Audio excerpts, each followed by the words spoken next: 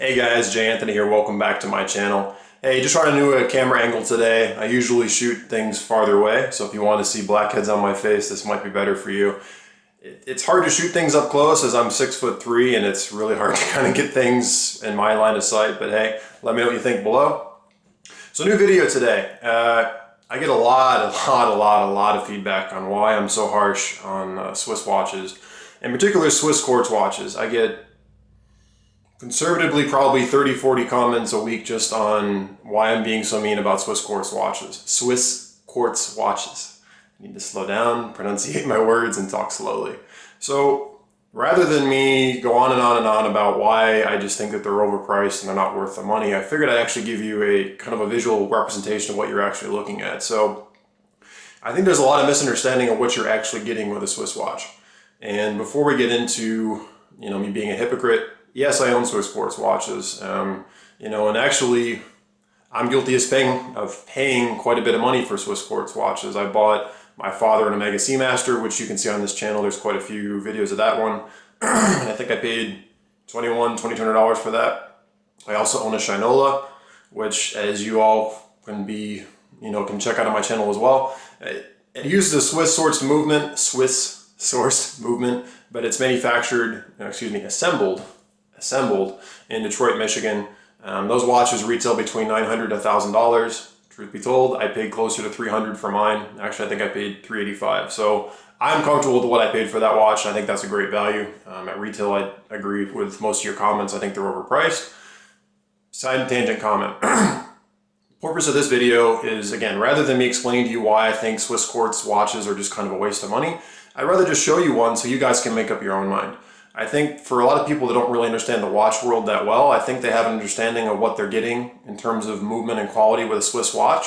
And I think when they're buying a quartz piece especially, I think what they think they're getting versus what they're actually getting are very different things. So I'm going to use an Invicta for the example in this video. I know that's going to get me a lot of hate comments, let me be clear. This Invicta says it's quote-unquote Swiss made. I know you guys have left me comments below about, oh well, Invicta, has all these things that they claim to do one thing, but they're really different, and there's a bunch of fraud and whatever. The reality is that it uses a Swiss-based ISA movement, and honestly, the quality of this Invicta, I tell you from my personal experience, you're gonna have to take my word for this, is actually higher quality than a lot of the Tag Heuers that I've inspected from the last 10 years. So the watch that I'm about to show you, honestly, is what you should expect to get when you spend a couple $1,000s on a Swiss Quartz watch. I kid you not, this is exactly what you're going to find if you popped off the case back of, a Tag Heuer or a Movado or an Abel or a Longines or, you name it, Omegas, older Omegas, Breitlings. This is exactly what you're going to get. So understand that the watch I'm about to show you, Invicta had some made-up retail price of $500, $600. I forget what the hell they wanted. I bought it for $99 online, not hard to do.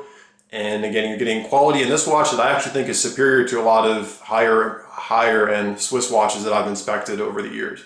And this is a situation, again, where I want to show you what you're actually getting, and don't take my word for it. If you think that I'm being overly critical or this isn't the way it is, I invite you guys to go do the same experiment yourself. If you ever have the opportunity to take the case back off of a Tag Heuer quartz or any other Swiss, high luxury brand watch that's quartz movement, I'd be willing to bet quite a bit of money you're going to find a very similar situation to what I'm about to show you.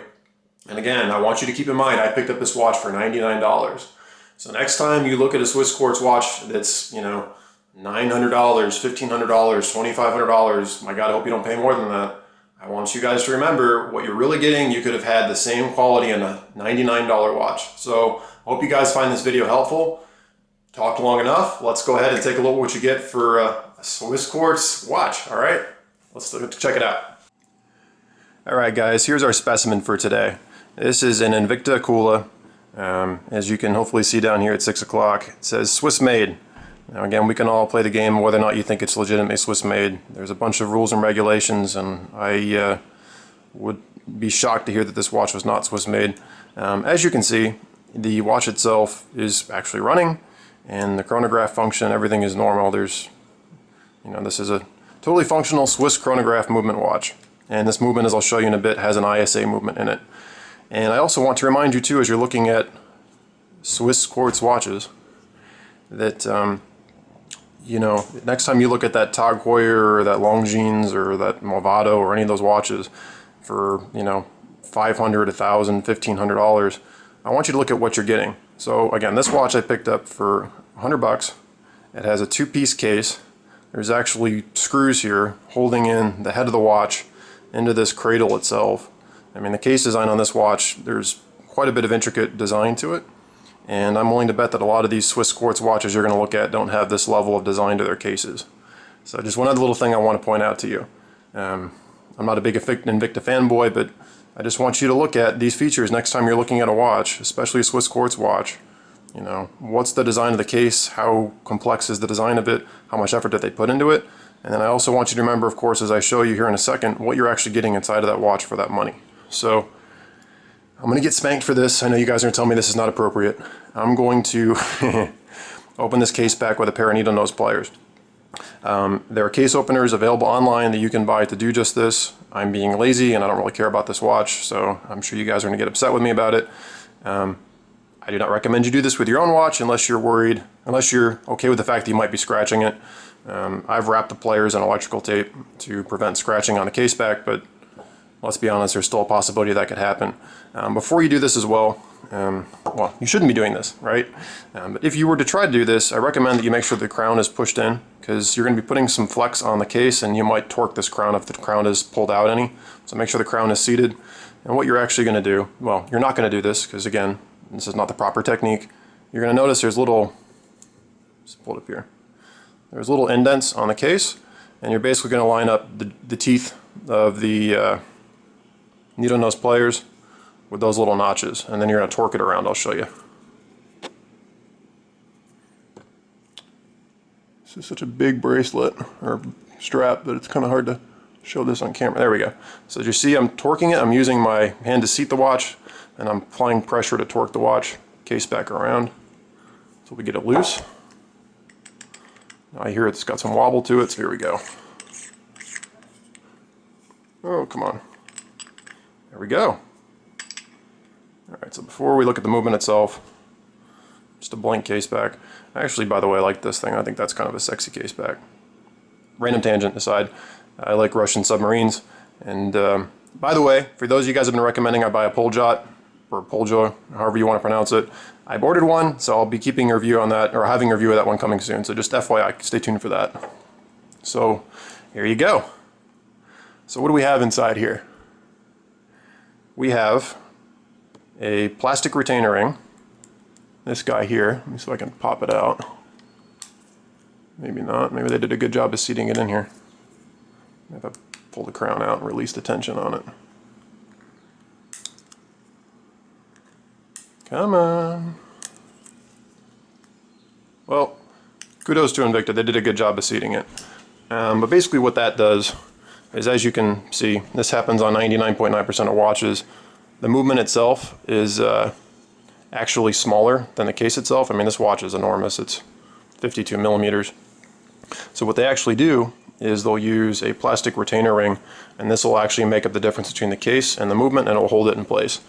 Now, I know a lot of you are going to say, well, I'm sure that Tag Heuer and Movado and all these companies, you know, do a better job of seating the movement in the case. 9 times out of 10 they don't. I kid you not, I've seen $1,500 Tag Heuers that use some crappy piece of plastic holding in a small size movement.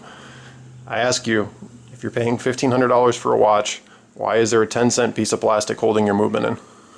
Now just, let's see if I can get this thing to micro focus here. Just to show you guys this really is a Swiss movement. Let me see if I can, oh, this, you know what, this looks like an ETA. Let me take a look at this. This is! What do you know? So, I didn't know that. I'm wrong. See this little mark up here? That's ETA. This is perfect. So, how many videos of mine have I whined about companies using ETA movements and how cheap they are and why I think you guys are getting ripped off? Here's just another case of why I think so. So, as I said before, I'll say it a million times again. ETA makes great movements. But I ask you, if you can get a Swiss-made, ETA-powered Swiss Quartz watch for $100, and remember, there's going to be profit in there. This thing came in a beautiful packaging. There was shipping involved. There was all sorts of other stuff that would have been involved in that cost besides just the watch manufacturer itself. and whoever sold this to me obviously got a stipend or got paid for selling it to me too. How much are you getting ripped off if you buy a watch that has an ETA quartz movement in it with a plastic retainer ring for $1,500? Even $500? What are you getting for your money? You're getting maybe a $30 movement.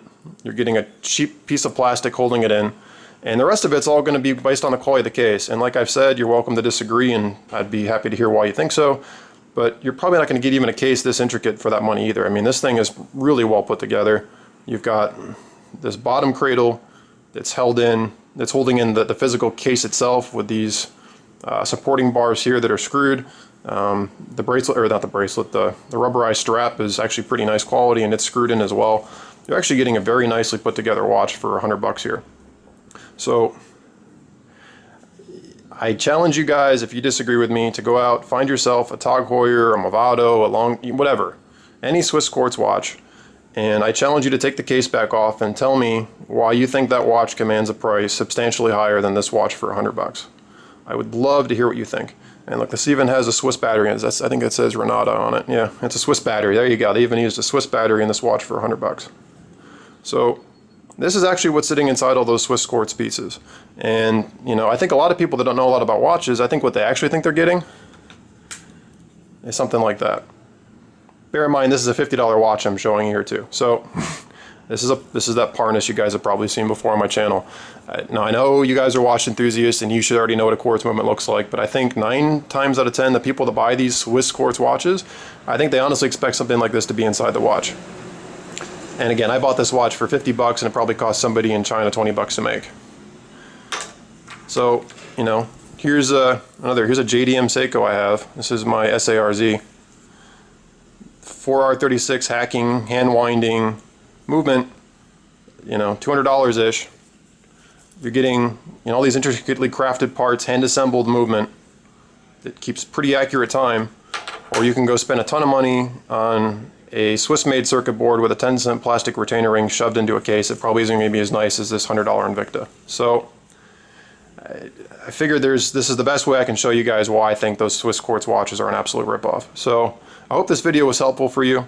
If you like what you saw here, as always, please let me know below.